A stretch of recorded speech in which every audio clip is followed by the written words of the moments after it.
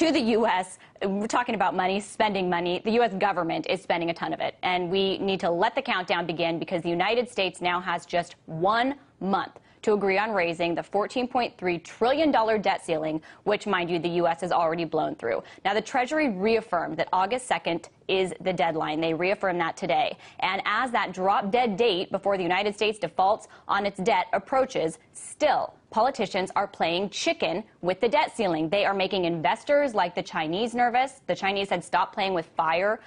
They're getting rating agencies riled. They've all said that they would possibly downgrade the U.S. credit rating over this. And this is, all as they try to get a deal on deficit cutting that at the end of the day appears largely politically motivated. We heard Obama yesterday blast lawmakers in Congress saying this.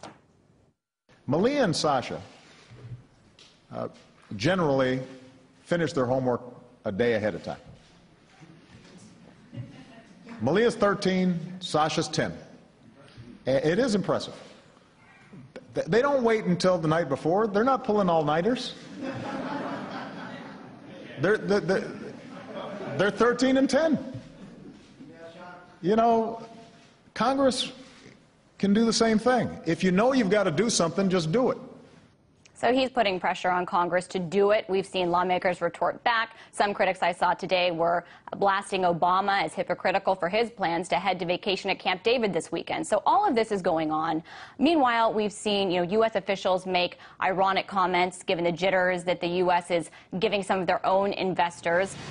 This is Ben Bernanke. He said if there was a failure to resolve that situation, it would pose threats to the European financial systems, the global financial system, and to European political unity. He is not talking about the United States debt situation. He's talking about the Greek one, but it is pretty comparable. You could argue the outcome that he is talking about. Now, Timothy Geithner, what has he said recently? This was about the Greek crisis. He said, I think it would be very helpful to have Europe speak with a clear, unique voice over a strategy. It's very hard for people who invest in Europe to understand what the strategy is when you have so many voices. Really? I think there are probably quite a few investors who would argue that it's very confusing, the debate that Congress is having now over the U.S. debt as well. Now, economists, top lawmakers, and Obama himself argue that failure to raise the debt ceiling and a default would be a global financial Armageddon. But some say that this is just a scare tactic. Some argue the United States wouldn't really default, and others say that the U.S. needs to stop adding to its debt no matter what the cost. And in reality, it seems that no one really knows what would happen to the world's risk-free asset. Mind you, that is U.S. government bonds. They're considered the risk-free asset. No one really knows what would happen if the U.S. didn't agree to pay all of its creditors. Now, there's a psychological aspect to markets, and some say ratings agencies have historically gotten it wrong, so there's just a lot of factors here, and a big, huge question mark that ends this debate that we're having. So the big question also, too, becomes why the political circus over something that could be so detrimental to everyone, and that we don't actually know what will happen. Joining me now to help me make some sense of it is Les Leopold. He is economist and author of this book, The Looting of America. Thank you so much for being with us. So, we have some reports that are saying that the failure to raise the debt ceiling is not actually unthinkable given what's going on in Washington. Paul Krugman is one example. I'm curious if you think that could actually be a scenario. Oh, I kind of doubt it, but, I'm not a fortune teller. I spend my time trying to figure out how we got into this mess and how it is that the issue of debt has become more important than the issue of putting our people back to work. And I think what we have to remember is debt is the same thing as Wall Street wealth. Wall Street gets, and hedge funds get extremely wealthy off of our debt. And we have to understand that the way they play with debt, when you talk about markets getting jittery and investors, that's half of the investors or more, according to the FBI's website. Hedge funds are half the market action. They're looking for a way to profit off this. They're going to profit if we solve the debt crisis. They're going to profit if we don't solve it. What they don't want to see happen is that we would actually tax them heavily for and make them pay for the damage that they've done to the economy. They're the reason why the economy crashed. Okay, it was their phony. Yeah, go ahead. Sorry, I didn't mean to interrupt. Let me get in here then. So my question to you becomes, there are the jury's out as far as what would happen if the United States, in fact, didn't raise the debt ceiling, and if it did default. I think it seems like the conventional wisdom is that this would totally shake global financial markets, this would be a disaster on the proportion of some of the other crises that we've seen, such as in 2008. But do you think, are you saying, kind of sounds like you're alluding to this, that maybe this wouldn't be as big of a deal as everybody's making it into? When I think of jittery markets, I don't think of mom and pop investors. So the markets would shudder for a while. Who cares? Those markets are basically hedge fund playthings. The fundamentals that could bring down the global economy are the high levels of unemployment, the fact that we have not figured out how to put our people back to work. That's the real problem. And the fact that we still have a financial system run wild.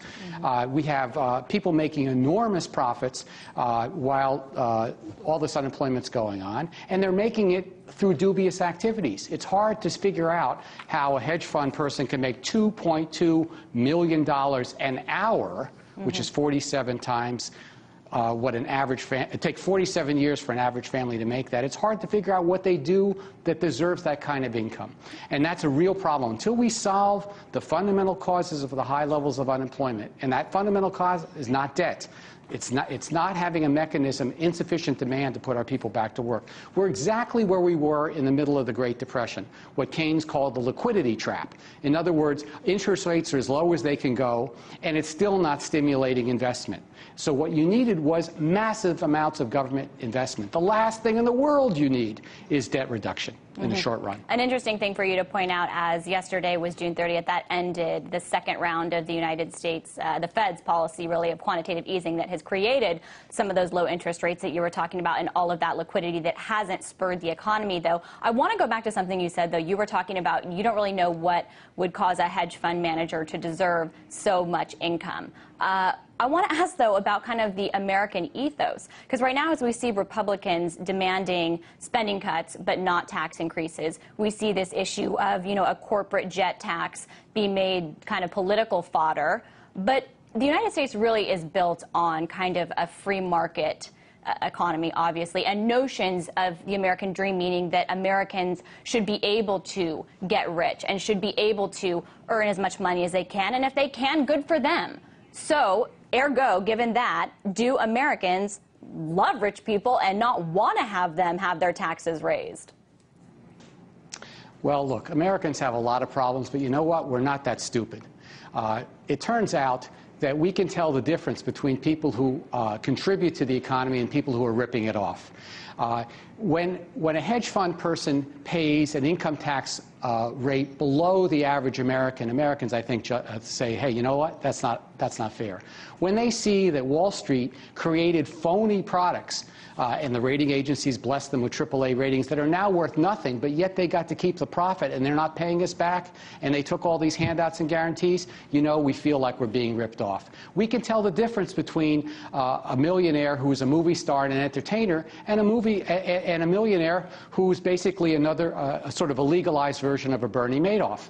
We can tell the difference. And right now, it's very hard for financial elites to make the case that they're adding to our economy. They are milking us dry, and they need to be paying back society for the damage that they've done. I think the American people understand that. Money should go from these financial elites to real job creation programs. We believe in a basic equal opportunity as well. And if you have 10% or 9% or 20 million people unemployed, you're not going to have an equal opportunity society. So I think Americans can tell the difference. I want to ask you, because you're talking a lot about jobs, and this is kind of a discussion that's been lost in the political fervor over deficit cutting. What is being lost in the fact that this whole debt debate is taking up so much airtime, political time? Because I just read that people that are going to get laid off or that are being laid off after this week, they will not be eligible for extended unemployment benefits, and layoff victims have received this extension from the federal government since 2008, and that this is going to come to an end. I haven't heard a lot about that. Well, neither party wants to talk about that. Well, the Republicans will be talking about unemployment, you can be sure, as the elections approach. But what nobody has right now is a credible plan to put Americans back to work. Again, we are back into this liquidity trap where interest rates are as low as they can go, and the economy left to its own devices is insufficiently strong to generate the jobs that we need. That means that government has to act as, in some ways, the employer of last resort. We have so much to do in this country. Our infrastructure is collapsing. We have energy problems. We could put all our people to work doing the very basic things we need to modernize our economy. That requires political courage, and it's much easier to howl about the debt than it is to face up to that crisis. It's going to take us, at this rate, it'll take us a decade or two to get anywhere close to full employment. A lot of suffering is going to go on, and there's going to be hell to pay. It's always hell to pay if you don't put your people back to work. There's already a lot of suffering going on. We'll have to see how bad it gets and at what point it pushes people over the edge to what we're seeing in some other countries. We certainly haven't seen that here yet, and it doesn't seem like the will of the people you're talking about has translated at all to the actions of, politicians who haven't punished anybody on Wall Street, if that's what you're saying was necessary. That was Leslie Appold, economist and author of The Looting of America.